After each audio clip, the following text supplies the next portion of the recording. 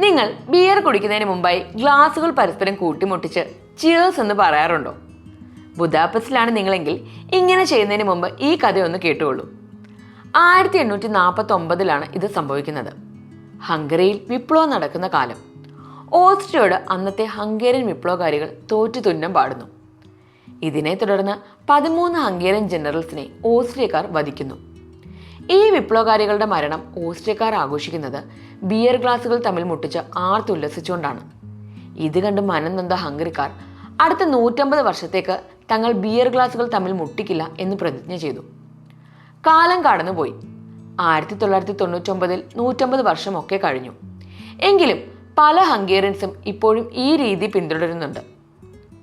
ഇന്നത്തെ ജനറേഷൻ ഇതൊന്നും വലിയ കാര്യമായി എടുക്കുന്നില്ല. എങ്കിലും സഞ്ചാരികളെ സംബന്ധിച്ചിടത്തോളം ഓരോ ദേശത്തിൻ്റെ ചരിത്രവും പരമ്പരാഗത രീതികളും ഒക്കെ മനസ്സിലാക്കുന്നത് ആ നാടുകളെപ്പറ്റി കൂടുതൽ മനസ്സിലാക്കാൻ സഹായിക്കും. ഇത്തരത്തിലുള്ള കൂടുതൽ കഥകൾക്കും കാഴ്ചകൾക്കുമായി please subscribe to my channel.